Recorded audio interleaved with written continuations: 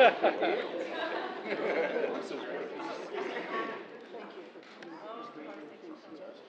welcome everyone. And thank you. These are our future leaders.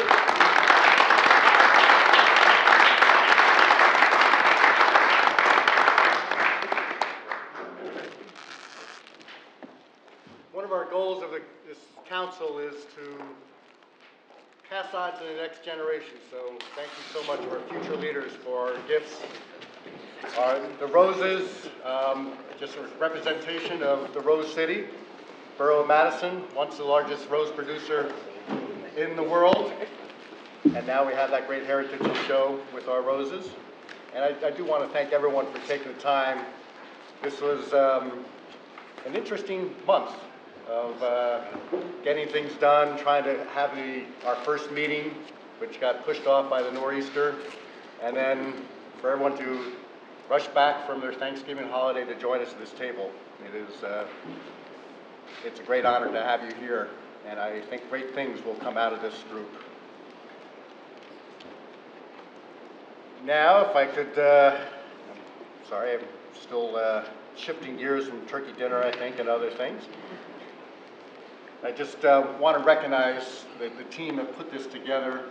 Barb Short, thank you so much for your effort. Jim Burnett.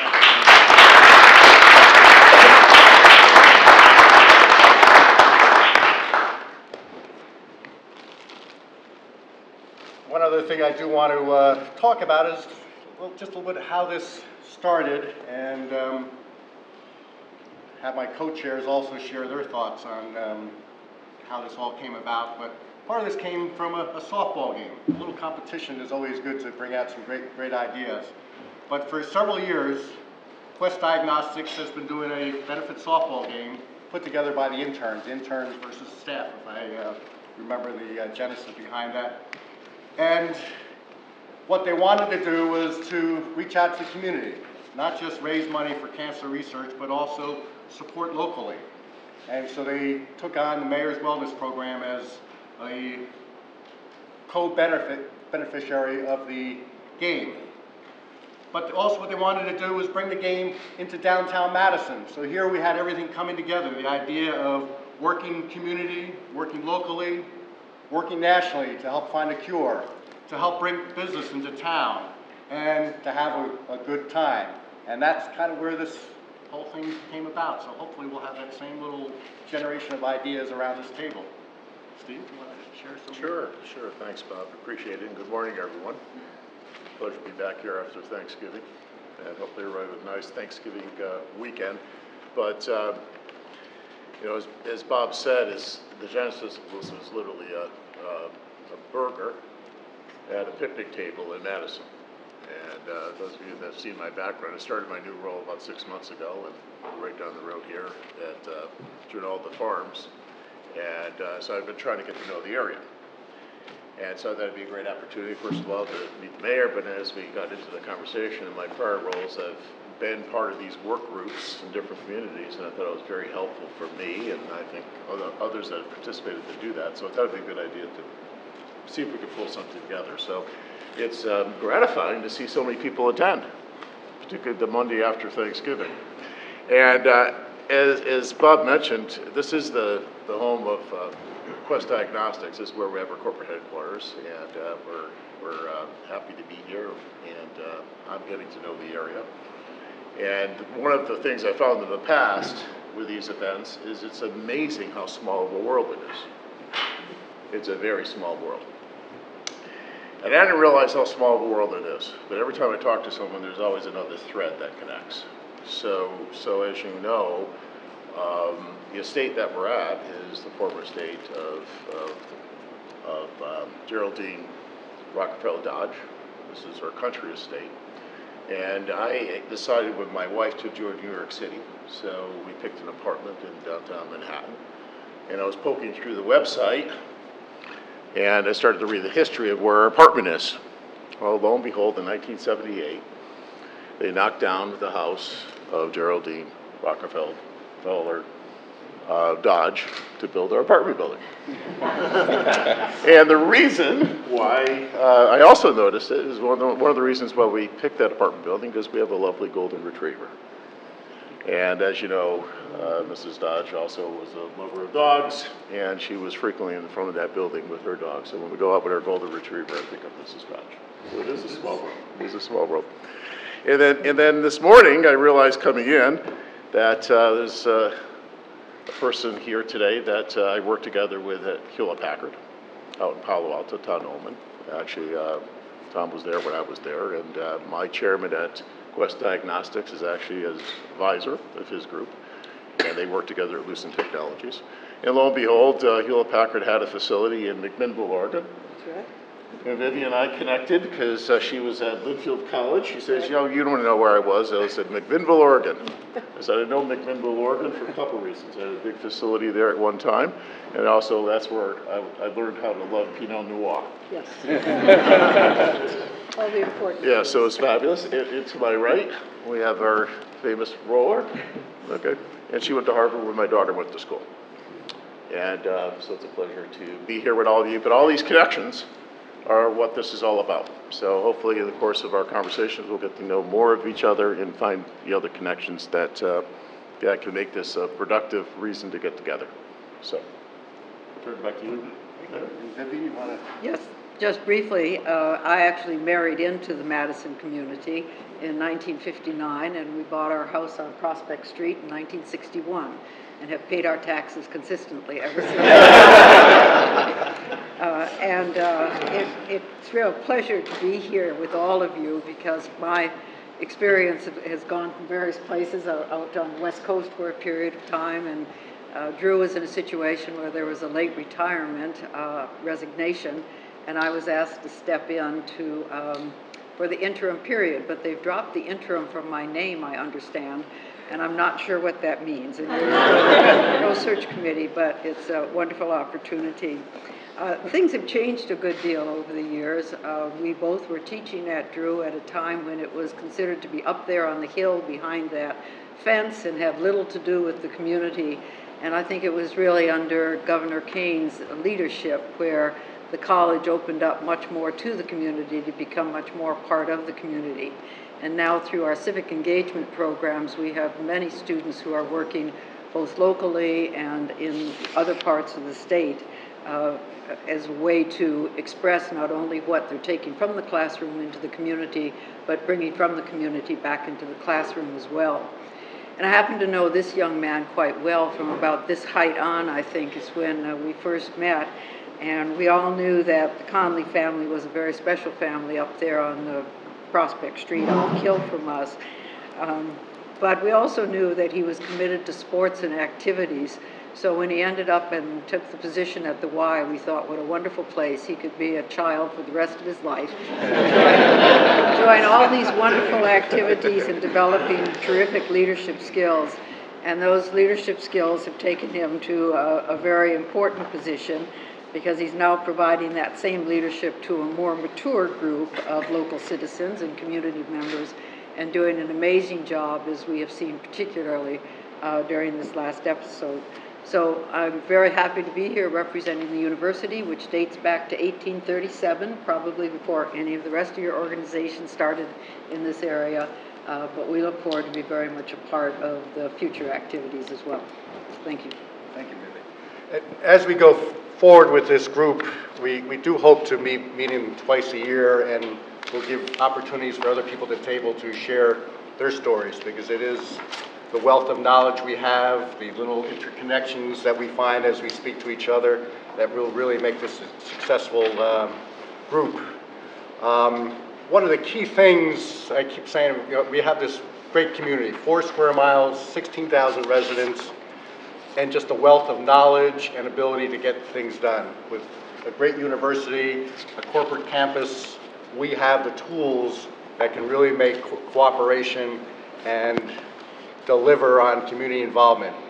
And my opening comments I talked about our upcoming leaders, the leaders of tomorrow, because if we just work on our little world and don't pass on this knowledge, we have done nothing. So with that in mind, I'd like to call up Lanny Rowland is Madison High School senior and is a National Merit Scholar semifinalist, and she's going to come up and just say a few words about it. She's right here. She's right here, I'm sorry. Where you are. Lanny, she's so on top of things, she's right up here, ready to speak. So, Lanny? Yes. Hi. We are recording this, so go. Yeah. Okay. Hello, I'm Lainey Rowland, and I'm a senior at Madison High School. I'd like to say I've experienced all the good things that Madison has to offer, and I'd like to thank the Madison Education Foundation and all the corporations that so generously support our great town. In addition, I'd like to express my appreciation to Mayor Conley and Mr. Burnett, who continue to work tirelessly on behalf of the Rose City. I'm honored to be speaking here and to be surrounded by role models, leaders who are affirming their commitment to the future. I can't tell you that I'll necessarily cure cancer or change the world, and honestly, I can't even say that I'm into college yet, but I can say that Madison has given me every tool and every opportunity to be a productive citizen and to lead a meaningful life. This past fall, I was named a National Merit semifinalist for my results on the PSAT that I took as a junior. Going to school in Madison definitely gave me the academic tools that I need to reach that accomplishment. And believe me, I'm very proud of it, and I'm very grateful to our public schools for helping me reach this point. But my education in Madison did not culminate in that or in any award. My education in Madison includes learning to play softball in first grade, participating in May Day every year, and the effect of the Madison Education Foundation's grant for Mac computers in our high school's online newspaper that pushed me to wish to possibly pursue journalism. Every aspect of my growing up in Madison has contributed differently and importantly to every aspect of my development, and I credit that for helping me strive towards becoming a well-rounded and curious person. Investing in our town is investing in a future where literature is valued as highly as science, where athletes are members of the marching band, where people come out to support arts and culture throughout our town, and where role models congregate to work together and to give back to the community. Thank you. I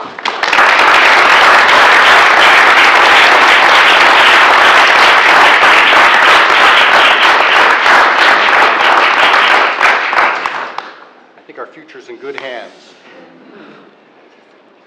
And over to my right, I don't have to call to come up here. Esther Lofgren, our Olympic medalist, and the amount of work to train for rowing has got to be incredible, so I'm sure you have an incredible story. I just realized the amount of work to carry that medal is also, that is quite a, yes it is. Esther? Thank you, Mayor Conley. Thank you, Lainey. It's an honor and a privilege to be here this morning at this meeting of such tremendous current leaders and future leaders all over. My travels here in the last 24 hours were my first glimpse of the recovering post-Sandy New Jersey. The loss of life and property has been immense, but the ability of the Red Cross, our police and firemen, and the New Jersey community to pull together and lead the tri-state area in getting back on its feet has really inspired, everywhere I've gone in the country, I've seen that. Being able to lead at a time when goals and strategies are clear, like during this storm and for me during Olympic training and competition, is about leading as a team member. My sport and discipline, which is the 8 in women's rowing, it's not one that allows for any superstars. Even the most exceptional athletes on the team will slow the boat down if their number one goal isn't working together. Being a leader on my team has meant listening to, supporting, and communicating with my teammates, and letting them know that whatever Canada or Mother Nature or chance throws at us during a race, whether it's an attack, a storm, broken equipment, I'll give my all to help them win. Learning these lessons about good leadership during high-pressure times has come not only from mentors on my rowing team, but especially from leaders and role models in the New Jersey community. In fact, my first employer here, who is at Cool Vines, a local wine shop in Princeton, was the one who taught me that effective collaboration helps leaders make the best decisions, which is one of the most important tools I've used both rowing and professionally. The importance of first, role models, second, mentors, and third, opportunities in sports and professionally, and creating a new generation of success cannot be emphasized enough. Winning the Olympics this summer has given me a great opportunity to be a role model and mentor to every kid who dreams of someday competing in the world's most amazing arena. It's already been an incredible few months getting to do exactly that, and got to come to Madison, New Jersey. Business and civic leaders here today, You already know that you have the role of role model, of mentor. The budding success of the youth here today is a testament to the opportunities you've created for them in education, in the community, by employing their families, and by demonstrating to these students that with hard work, they can grow up to be leaders just like you. This next generation will face new challenges, and already are, storms and otherwise. But I'm confident that, just as they did for me, our education, our community, and the role models we see every day, especially those here in our great state of New Jersey, will help these kids continue to grow into the leaders we will need to succeed. I have a gold medal from the Olympics and an economics degree from Harvard, but I would say my greatest accomplishment has been understanding and developing effective leadership. I look forward to joining you in inspiring and growing this next generation of leaders as you have inspired and developed me. Thank you.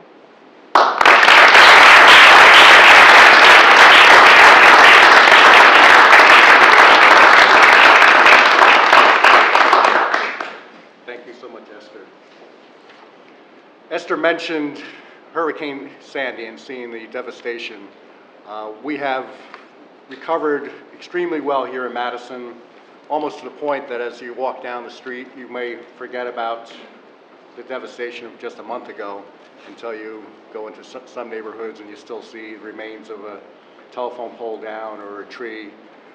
But we cannot forget parts of the state have been hit so hard, and we have a quick update from Matt Nielsen of the American Red Cross.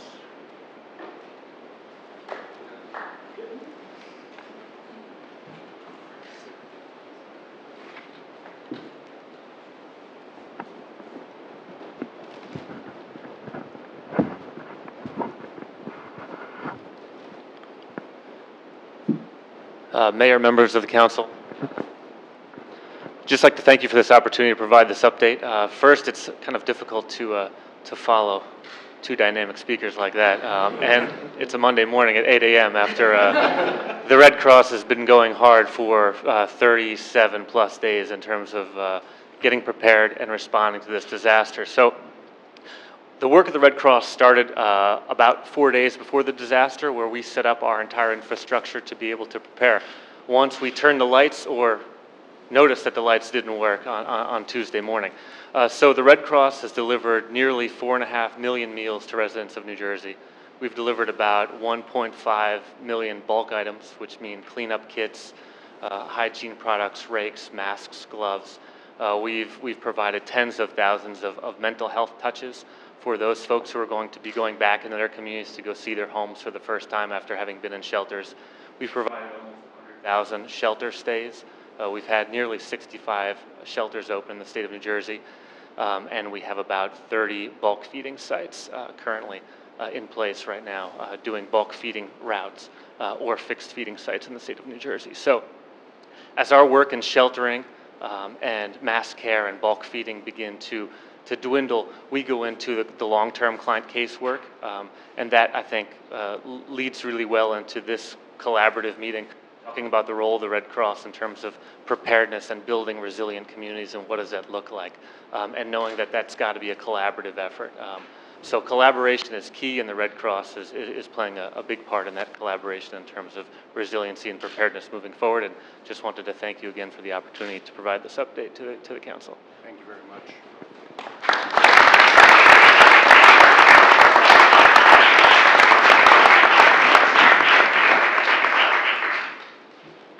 Before I make some more comments, one of the key things about passing on our knowledge of leadership to the next generation is make sure they have the tools to become good leaders, which means a good education. So it's time for all the young leaders to go to school. So you may walk out, and thank you so much for coming, and hopefully we will see you at next one, and we look forward to your leadership in future years.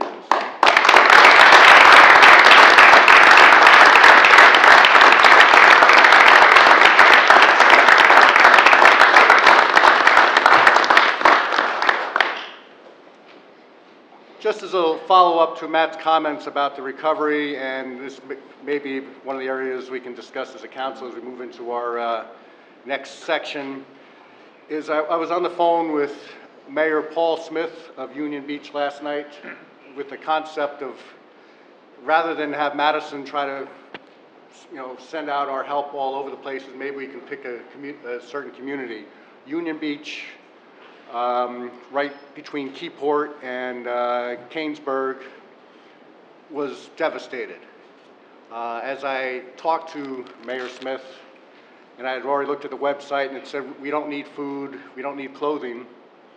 And I said, what can we help you with? He said, our residents need a place to live. They are in hotels, and the weekend comes around, and there's a wedding at that hotel, and they get the phone call in their room, you have to go somewhere else temporarily, you can come back on Monday. So tonight at the Borough Council meeting, we'll be suggesting the idea that we take on Union Beach as a town to partner with, to provide support, to get them back on their feet. This is, just an unbelievable devastation, and then it's just reinforced, and as you look in today's Daily Star Ledger, about how does a town come back from that when now half of their tax base is also gone? That the value of their property is greatly diminished, and those that still have homes may have to bear the burden. So this is a major undertaking. I put that out as our first discussion point. Any thoughts on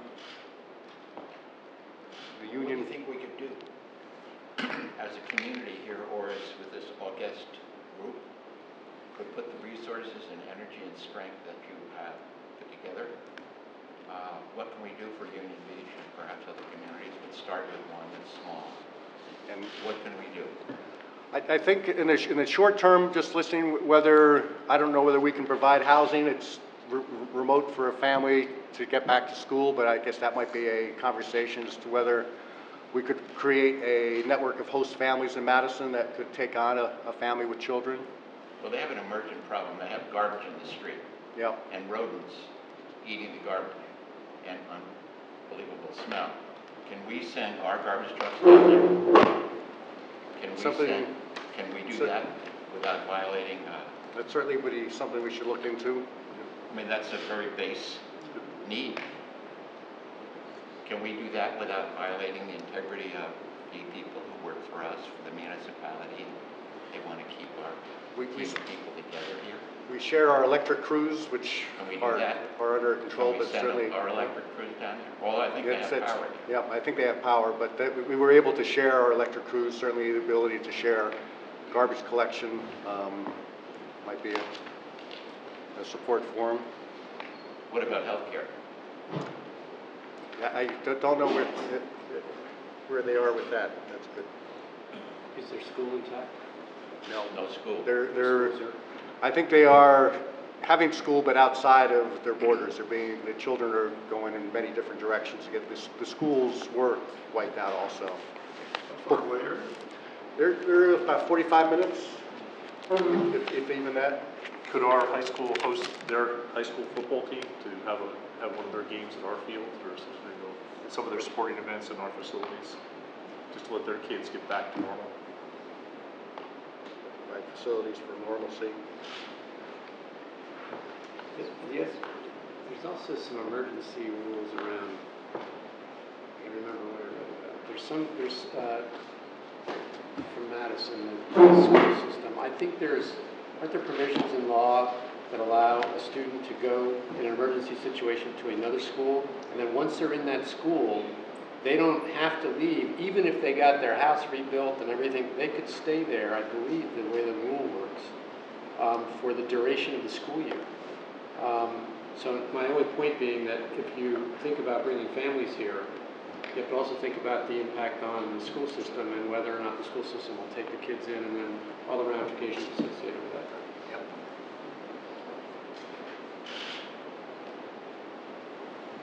Are there merchants in the town that would have a website that people could buy things remotely from them?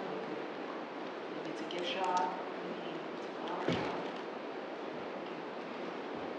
So pulling the chamber to. Yeah, just put a page on the Rose City website with links to whatever merchants are up and running, and they can purchase from them. Yeah. You're talking about adopting the town as. Yes. So the concept here would be, rather than having various groups in towns send their help to this part of the Jersey Shore or this part of the Jersey Shore, that Union Beach would become our sister city in this crisis. Maybe put together a clothing food drive. Many of us have clothes in our closets that we haven't used for years. We're always thinking of ways of weaving those, and this group of companies can put together something to gather as much together and ship it down to the town. Okay, we'll move on to a couple other, I'm sorry, Tom, maybe. I think it'll be important to be able to describe very clearly why this community. I mean, I think in order to rally support in Madison, I'm sure many Madisonians have strong feelings about other shore communities that have been damaged, and to rally this town, you need to, I think, have a good statement about why. I think that is very important, and I think we would work closely with the mayor. Just to give you an idea of why Union Beach came up, these are year-round residents as opposed to some other communities where it was a mixture, but not only year-round residents, this is a community that had a 20% unemployment before Sandy hit. And so this is a community that's lost their downtown structure and probably now are faced with a unemployment that would be pushing 50%. And I think it is very important to make sure people understand that story as to why Union Beach as opposed to something else.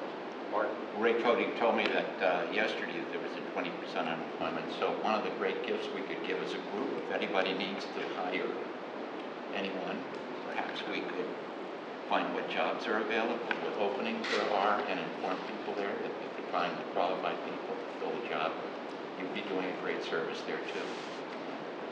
Very good. Great. Before we go on to the next discussion, I want to talk a little bit about already a team effort that is being made, and this is working with the American Cancer Society. We have some representatives in the audience on CPS 3, Cancer Prevention Study 3. And this is the opportunity for everyone to get involved in finding a cure. Quest Diagnostics and Realogy are on board along with the Madison area YMCA, and basically we'll be looking for members of the community to sign up to go through a screening process and be studied for the next 30 years. And it seems very simple, but so important. As we talked about this study at the kickoff, it was amazing, things we take for granted right now, that obviously smoking and diet affect your ability to fight off cancer. Well, that was not always a given. That came from a study. And hopefully at this round, we may find what will ultimately be the cure. So I'll ask you to go to their website, sign up, spread it to your employees. The more we get involved, the better off we will be. Let's talk, I guess, a little bit more about the idea of this community involvement. Here we have educators, corporate leaders, borough leaders.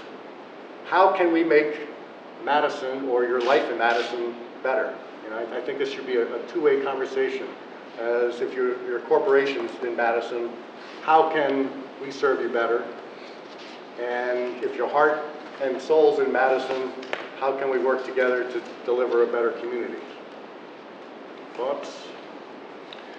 Well, I'd start with getting back to Sandy, getting our operation back up within the week of the storm was, when I look around New Jersey, talk to my counterparts, both from a personal level, I live here in Madison, and from a corporate level.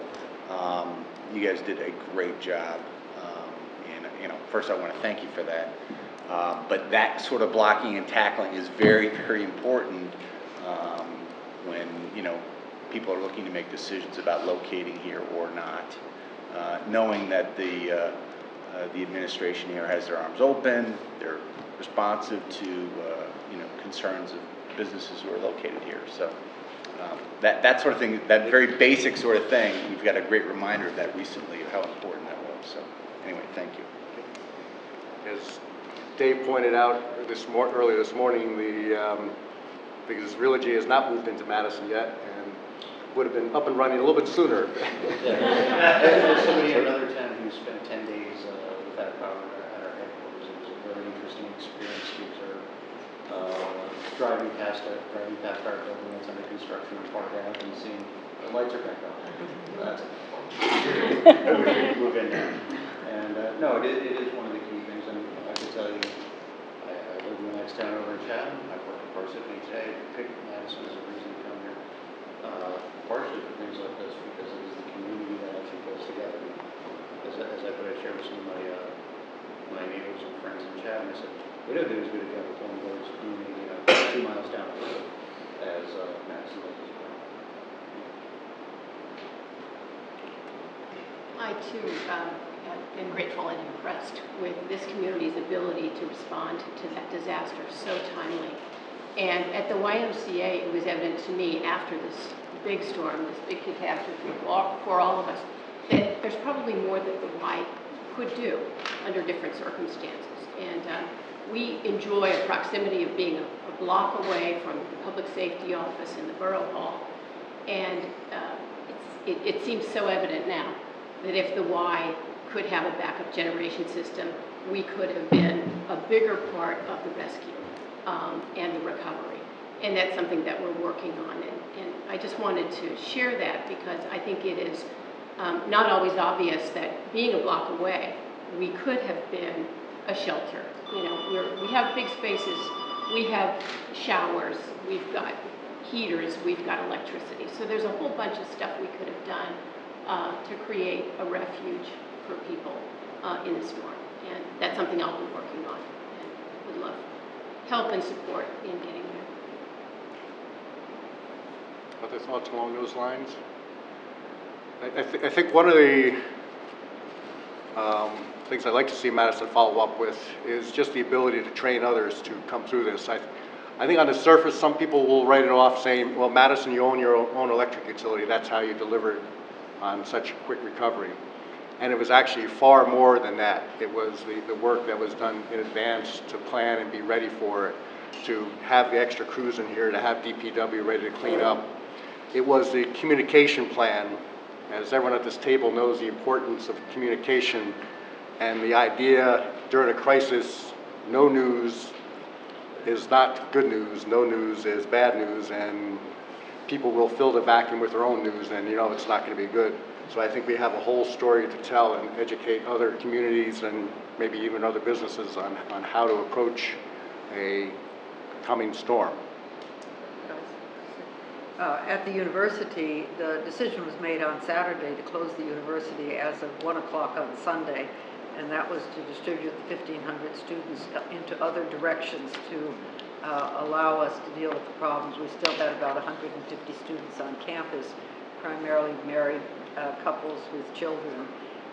But I think it was an opportunity also to work closely with the community. When we ran low on diesel fuel, the borough was there to assist us with that point. And I think having distributed all of our students away from the area took some of the burden off of maintaining that at that particular period of time. Getting them back here was more of a challenge.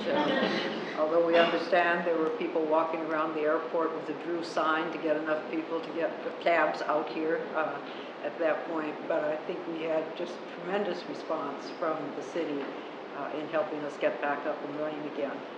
And this goes on, I think, in many different ways. You may know that our first year orientation includes a tour of the community of the downtown area and of this building here with a little lecture on city business. And then the students are hosted at various places on campus, in the community for their lunches. And I think that has been a great open up. We also have a bus that runs among the three campuses to downtown, as far down as Staples and back up again. And so students can have access to the community, and although I think they should walk from Drew, they can ride from Drew as well to get downtown and be that. So we found that to be very positive, and then we've tried to have our activities on campus known in town, in terms of parents visiting and needing restaurants, this kind of thing. We've also felt reciprocation of the community responding to us in our particular needs, and I want to say thank you for that. Having 1,500 students underfoot when you have no electricity would be a challenge. And you thought 15 people at a Thanksgiving table was a challenge. So I think that this is a good little segue to the next question. As we saw our next generation sitting in the room, we have not only our school system, but a great university in town. As corporations, what can we do to develop this next generation? Internships, are there leadership programs we can develop that could be specialized into Madison with our corporations, our university? Any thoughts? Yeah, thanks, Bob. I think there's a lot we can do to introduce students to careers, opportunities. Be happy to host a group of students to one of our facilities, gives them exposure to what's available in health science and in medicine in general, and all types of possible career options. I think it's good exposure for students to have that. And I think it just speaks to the whole topic of intersections of interest between corporations and the town itself. And we sit out in a beautiful area, the park-like setting, but frankly, our employees, most employees come in from all over. And they're not sure what's here in Madison. So I think it would be beneficial for us as an employer to get out, and also for us to be aware of what is here, because there's so much here. I wasn't even aware this building was here. I've only been here for 6 months, but it's a beautiful town, has nice shops downtown, neat universities. If there's more we can do to get exposure into the companies, and likewise expose the town to the companies, and be happy, getting back to your question about students, that'll be part of our exposure to the town. Bringing to the town what Quest Diagnostics does, because I think most people in Madison are not even aware that we're back there in the farms. So a way that we can do a better job of communicating what's there, because we're trying to provide an employee experience, and it'll be helpful for us to do that better. Bruce? Perhaps Lisa, I see, is here on the Board of Ed. There's ways you could incorporate bringing people from this table into the schools, either for guest lecturers or career days, or come in and teach chemistry classes or mathematics classes or whatever, for a day, just to to real world applications of what they're being taught in school. Another opportunity. I think Geraldo Farm alone, we have a fairly diversified set of businesses. If you were to bring, Quest, Advisor, Maersk, and students to the campus, in a 3 or 4 hour span, you could probably introduce a lot of different experiences to either high school or university students, as well as help the employers know the base that's available to us to consider for employment opportunities. So I think if we could coordinate, that diversity of experience between some of the companies that sit on that campus alone, it could very much simplify a quick tour of what's here in Madison. To that point, we could gladly host a internship or career type fair at Geraldo Farms at one of our sites. Now, my company's in Pennsylvania, so it's a little bit harder to join, but the thing is that I love our community, so that's why I'm still here, and my firm is in Pennsylvania. But we have a fabulous internship program. We usually host like 16 kids, and with having 130 employees, that's a very large internship program. And we say sometimes we treat them better than we do our own employees, but we have lunch and learns on how to do your resume, a stock project. We're an investment firm. But with technology, we're willing to bring that into your classrooms, because having a video conference where we could create a stock project where you get a group of students that are interested in that, and we have one of our portfolio managers oversee that, and that may be every once a month, every other. You can really do so much with technology. So, I was inspired by Dr. Bull last year when she spoke at the National Honor Society for the students at the high school. With technology, we can bring ourselves into your classroom. So if you're interested in that, we're willing to do that. But I think if, the reason we do it is not that we can hire all these children, it's that we're going to shoot them out into the world, and you need to pay it forward. Are they going to be consumers of your products in the future? Are they going to be contributors to your company? So it's just making those commitments. And we have such a great community here, and just because I love our community, I'd be happy to support that in any way you think is possible. I wonder if there's a way to work with the high school and the junior school, and even the elementary schools through the MEF to create almost a speakers bureau with the different corporations going out and seeing who would be willing to speak on what topic. I'm an author and nonfiction author, and I am speaking to the English classes at the middle school in the spring. I'm doing it via Skype, although I live in the town. They just like the technology. So you can do it with technology, and I think the point to facilitate that, where a teacher could go through a list and say, oh, there's a scientist at one of the companies in Gerald Farms who would be willing to come in and teach a class, or it would make it a lot easier. So maybe there's a way to facilitate almost. I think that's the wonderful. I'm Greg Robertson, principal of Madison High School. Anything we can do to collaborate with local businesses for sustained exposure. We have a service learning program that's been in place probably about 7 years now. So once a year, the whole school will stop and do service throughout the community, which is great exposure for the students. But it's, for the vast majority of them, it's limited exposure. We also have a student volunteer program, a senior service project program, which is more sustained. Those kids that come back, sing the praises of their experience. So anything that we can do with local businesses for sustained exposure to skill readiness is something that I would be very, very much interested in. If representatives of your company would like to arrange times to meet with various leaders of the different departments to brainstorm ideas, I will make that happen. I just need a contact number, and I will do all the arranging that needs to take place for those meetings to occur. At the high school, we often talk about the second semester senior year and what that's all about for seniors. A lot of them have gotten accepted, they're feeling the senioritis. So we talk often about taking a look at what that second semester experience is like in the high school. And I think we've just altered our schedule this year, which I think puts us in a better position to tackle that issue. So if this is over, if anybody's interested, I'll take your name and number down, and we'll start working together. It's a comment and a question. Is junior achievement still around?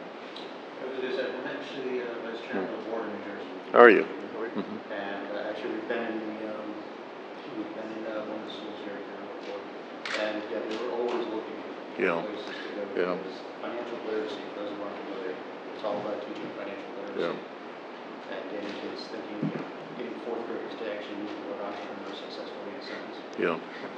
And what it actually means. Yeah, because the reason why I asked the question years ago goes back, and it's a good way to structure this. Junior Achievement had a program called Project Business. And actually, when I was working in Boston, I actually volunteered, and it was once a week. I actually went into, I remember this well because it was a good experience for me. I went to the Boston Latin School in Boston, which is one of the oldest public high schools in the country, and taught a business class. And it was structured in a way. There was a textbook, and there was a curriculum, and so it helped the business person prepare. And he taught basic economics, and Esther told me about her good experience of really having real life examples of business and applying it, to students and showing that this does work in the real world. It was a good way of facilitating business involvement with the local schools. It's an idea. Yeah, we can certainly look into that because the programs run K through 12, and their age of birth retirement with students. And they also have something we just started building called Finance Center, which is an interactive thing where kids go in and actually do their own budget. Yeah, this is one of the classes I remember. Scenario related to learning things, and describe it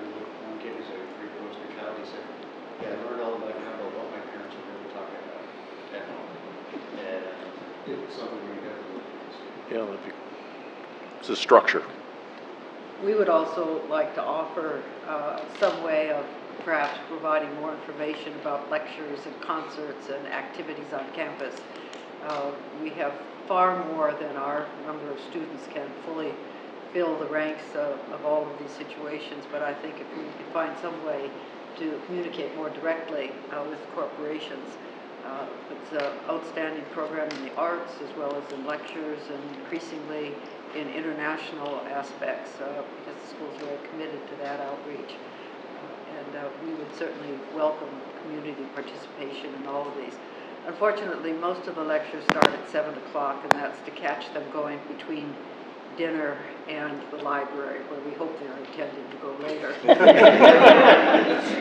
So it doesn't fit into some schedules very well, but it really is an extraordinary opportunity. The Chamber Music Society of Lincoln Center performs there 3 times a year. It's what you pay $150 to hear if you go into Lincoln Center. Our charges are far less, and free parking too. So, but if there's some way in which we can provide that information in corporate letters or something that would be going on, I'd be glad to see to that as well. Esther, not to put you on the spot, but as a young professional that is looking for that first job to get you along your career, is this something that would be helpful with some of the discussions you've heard, or what would be helpful here? Yeah, absolutely. I was just sharing with Mr. Rosowski, Steve,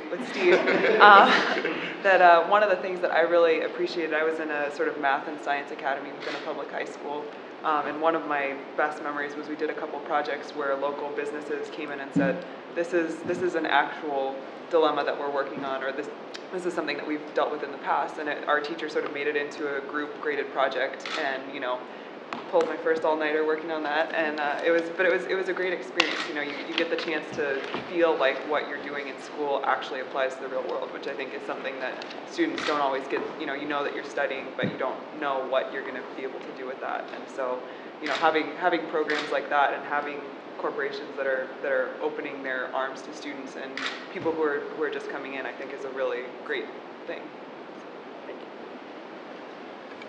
Trying to be respectful of time as we're... Just quickly, I'd be remiss if I didn't make a pitch for including arts organizations as well and cultural organizations in this effort, because some kids need those kinds of internships that don't have an interest in business and don't have an outlet for their own development. So we have a number of magnificent cultural organizations, not the least of which is the Shakespeare Theater on the Drew campus that could provide the same kinds of internships. So I've just got to put my order in order for that.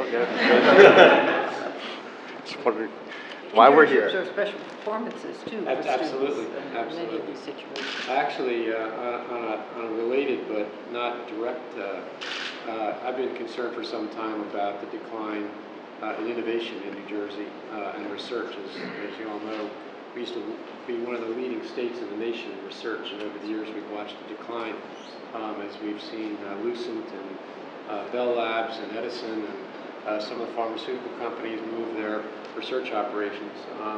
Haven't started yet, but for some time at Dodge we've been toying around with the idea of creating an innovation award for kids that, and I say kids, but young people, say age 17, we haven't sort of put it all together, but 17 through maybe postdoctoral work, where you offer them an opportunity to compete for a small grant of, say, $5,000, $2,000, $5,000, $10,000 to develop an idea. It could be in business, it could be in science, it could be in math, it could be in culture, it could be in public policy, it really doesn't matter, but to give people an opportunity to get a start on an idea that would lead, I'm on the board of something called the Children's Environmental Health Center at Mount Sinai Medical School in New York, and we offer these kinds of projects to students, and those little small grants led to things like a $500,000 grant application to NIH for medical research. So it's amazing what little amount of money it takes to get the germ of an idea developed a little bit. And it would be statewide, not Madison oriented, but these are the kinds of things that I think will not only spur kids, but also to keep them in New Jersey in the end, because in the final analysis, we want a lot of our young people to stay here if we could. and rather than have them shipped out to another state that offers better opportunities. So we're hoping to develop some of this in the next fiscal year, or next calendar year, and put the idea together. I figure if we could raise somewhere, and Dodge is willing to put a slug of money into it, but if we got say $500,000 or $1 million a year, you could do an awful lot of these internships, and you do it on a competitive basis where you bring experts in to judge the applications in the respective areas, and we could really get some excitement going in New Jersey. Very good. I want to be respectful of everyone's time. We had promised an hour, and we won't be the first promise I wasn't able to deliver as the mayor, but anyway. One very quick discussion question, and then we'll wrap up. Part of being successful is, in a way, bringing more people to the table, and that is, as I look towards Todd, is attracting corporations to Madison. You know, we still have capacity at Giralda Farms and elsewhere in Madison. Thoughts about what we can do to be proactive so we can have more of the Realogies or Prudential Real Estate coming into Madison as they have a choice of where to be. Any thoughts on that? Bob, I don't know if you have an economic development organization at the municipal level. There are several towns in Morris County now that have very active and aggressive economic development groups at the municipal level. That's been very successful in some communities. The other thing too is that, you know, companies increasingly, if you just think in the last year or so, Bayer, Honeywell, obviously Realogy moving to Madison, in all of those cases, the state is involved, but then in some cases, when those companies come down to the municipal level and they need permits or they need rezoning or they need those kinds of issues, that's where they run into problems. And so I think if you had an economic development group at the municipal level to make sure there are handoffs on those issues and that companies see Madison as an easy place to do business, I think that would be very helpful in terms of growth going forward. Other thoughts? I'll just come back to my earlier comment. Just help us improve our employee experience. Yep. There's so much here that's not visible in their offices, and more visibility of that would be very helpful to companies. I was going to say, well, one of the things Jim and I started talking about is, hey, welcome, kid, you know, we're bringing 1,000 people to Right. staff. A fair or something. Welcome, get some plugging in, and understand the area. You know, I benefit from being around, so I know it firsthand. But it's amazing how many of my employees, like, just show me where the new building is, right up there in Park Avenue. You can keep driving straight, coming to downtown. I'm amazed at how many of my employees haven't done that extra half a mile. And linking that up and tying that in with the one of the things I know a lot of our employees have asked about that we have really engaged in it is saying about how to tie together some of the shuttles that we'll talk about for employees. We have employees who do want to take a train for 1 mile, I'm trying to lose them 1 mile.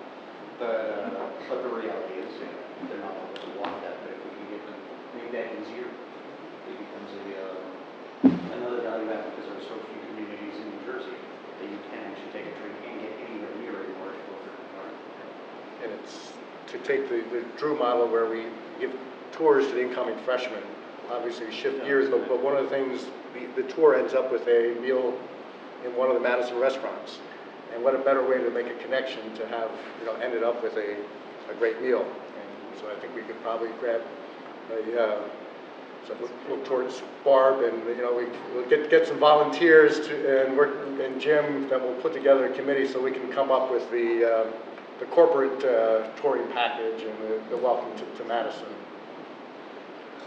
So we are now at our 9:34 mark, and again, after a long weekend, I'm sure you got a lot of things you want to get back to. Any other thoughts as far as things you really wanted to cover today? Keeping in mind that a successful group will always have unfinished business. But Tom? Well, maybe one thing, since this has been a really terrific introductory conversation, if you could, or Jim could put together a contact list of this group so we could know who we can reach out to based on some of the ideas, emails, telephone numbers, and just circulate it.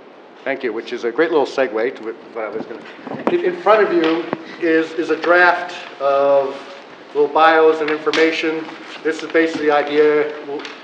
potentially 2 versions of this. One would be internal, which would have the contact information, email, if appropriate, cell numbers, but that would only be internal, and then we have a more detailed one. So please look this over and make sure the information is accurate, and we will be reaching out to get more contact with. Certainly, one of the goals here was not only to get this group together periodically to have these discussion questions, but as Tom pointed out, develop connections. So you need a resource, you've got someone right across the table, or a connection that you realize you didn't have already, such as between Tom and Steve. So this is a great start. And before we go too further, I think we all would like to express appreciation to you, Bob, for your leadership of the community and helping put this together today. You've grown a lot.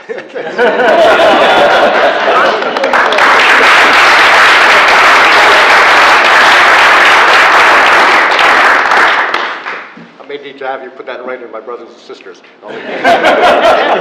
I'm one of 11, in case you don't know that part of the story. So, and as Vivian just spoke... But the only one who stayed in town. Yep. That's right, so that's important. The smartest one of the 11. We talked about doing this twice a year. Is that a reasonable time frame? So this would put us into April, May of next year. I think if you get into mid-June, it's going to be very tough, so we'll probably hit at that point. Vivian has graciously offered up Drew University, because the other thing as we talked about, we have great treasures in Madison, beautiful building here, but we want to show off other parts of the borough. So Vivian has offered to host the next one, and then we'll get one, maybe Quest Diagnostics, so we're on the campus, and we'll keep moving these around. Any other thoughts, or anything else? Well, just in the interim, I mean, that's a long way off. Yep. 6 months is a long way off, and we have this opportunity here to work with the town down the shore that's struggling right now. Will you be able to, through your network, keep us informed and see how we can do something individually or in smaller group subsets in between time, rather than let 6 months pass? Yeah, I think we'll put together a communication group as far as we're working with the schools, internship programs, or anything else that's going on. We'll keep that information flowing. As I mentioned before, this is not a crisis, but the more information we can get out there, the better off we can be. So we will do that. Well, an action plan too. Like, what are the next 3 things we want to accomplish in the interim? And with that in mind, can I hear from you? What do you think are top 3 that we're coming out of here with? I think education is huge. You know, all of the companies around the table have a stake in that issue. I think, Bob, at the next meeting, we ought to have a presentation from, I don't know if it's the president of the school board, who it is, that talks very specifically about what this group could do to support the students in Madison going forward. And it might be alliances with organizations like Junior Achievement. But, you know, what I hear from companies all the time is, can't find the right people, can't find the people I need. How do we talk to kids about what they really need to have to go into the workforce and be successful in getting a job and being successful at that job? It's a huge issue, and I think there's a lot that can be done. People around this table, we ought to have a formal conversation with school board folks at the next meeting on how that, well, what could we do that is really unique at Madison? Which I think our next one is at Drew. That's a great theme to have, is the education theme. And we'll be working on, we'll share after the council meeting if the partnership with Union Beach goes forward, what can be done. And as far as corporate development, our putting together our tour, our package of welcome to Madison. You have just moved into the greatest town in the country, and we love to have you here. Any other thoughts? Well, thank you so much for giving up your morning after Thanksgiving weekend. This is a start of something great. I think actually today is the anniversary of Casablanca being released, so it's the start of a great relationship. Thank you.